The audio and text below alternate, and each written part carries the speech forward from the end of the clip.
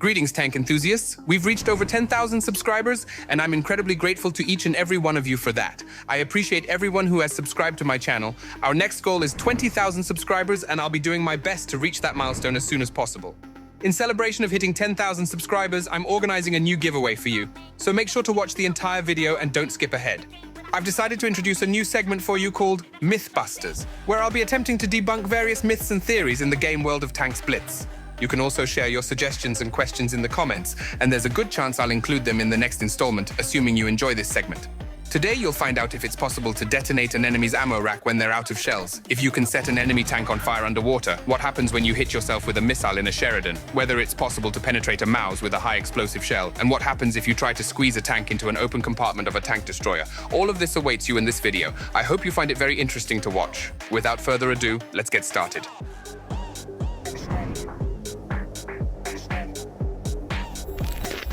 Friends, in today's tech-savvy world, it's no secret that for many people, YouTube is the primary source of income. Each of you can start creating videos right now and earn from it. You don't even need a computer because the most crucial aspect of any video is high-quality sound. That's why I want to recommend an excellent service from my friends, my Vocal AI. This service uses artificial intelligence and can replicate your voice or any other voice in just a few clicks. All you need to do is record 25 phrases or upload an audio file with any voice, and the neural network will create an exact copy. After that, you can use your voice to narrate any text or even listen to how you sing different tracks. And now I beg to see you dance just one more time. Ooh, you make me wanna cry. And with the promo code SweatchVoice23, you'll get a 23% discount. Start earning online with my Vocal AI. All the details will be in the description. The first myth suggests that if a tank is out of ammunition, its ammo rack cannot be exploded. Let's find out if that's true. We'll take a tank known for its frequent ammo rack explosions, our beloved IS-7. If you want to detonate its ammo rack, you need to shoot at that specific area, and there's a high chance the IS-7 will head back to the garage without its turret. For the shooter role, I've chosen a tank with the biggest caliber in our game, the FV-215B183, the main fear of any IS-7 in random battles. First, let's see how quickly the ammo rack explodes when the tank has shells in reserve. Wow, I'm shocked. It only took one shot, and the IS-7 is out of commission. Now, let's completely empty the ammunition and try again. Okay, ready? Here we go. The first shot it withstands, but what about the second? The second shot holds as well. Could it be true that a tank without ammo cannot be exploded? Honestly, I've shot a lot, really a lot. And the ammo rack didn't explode even once, just some minor critical damage and external scratches. The myth turned out to be true, and my respect to the developers for such small details. This makes the game look more realistic. Let's move on.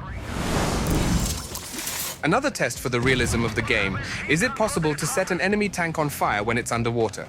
In theory, this should be impossible as water immediately extinguishes any fire, but let's see how it works in our game. We'll take a tank that is easily set on fire, like the Leopard one. Everyone knows that German tanks tend to burn well. To set it on fire, we'll use a rapid-fire Tier 7 tank destroyer, the T-25/2. At the same time, we'll check if high explosive shells can penetrate water. After all, even underwear on a clothesline can disrupt a shell, and theoretically, at high speed, the shell should hit the water and explode on the surface. This way, we're trying to hit two birds with one stone. We take our positions and start attempting to set the Leopard on fire. You can see that shells work without any problems underwater, although, in my opinion, it's not entirely realistic. The water surface is much harder than underwear on a clothesline. Shot after shot, my hopes faded more and more. After 30 minutes of attempts, we concluded that setting a tank on fire underwater is simply impossible. Well, that was quite expected. Now, let's try to set a tank on fire on land and then drive it into the water to see if it extinguishes. Wow, it really did extinguish. Once again, the developers impressed with the attention to such nuances in the game. I couldn't defy the laws of physics this time either. But now let's move on to a more challenging test. What happens if a missile hits itself? It already sounds intriguing, and you're probably wondering how it's possible. In our game, there's this fantastic tank called the Sheridan missile. It has a cool feature, missile projectiles that you can control while they're in flight. Of course, it's not easy to master, but once you get the hang of it, you can pull off some impressive shots. Now, here's a question for you. Have you ever seen a missile hit its own launcher? I haven't either, and I'm really curious about what would happen in such a situation. Maybe the developers thought about it, and you end up damaging your own tank. Let's find out. To test this, I've set up a little experiment.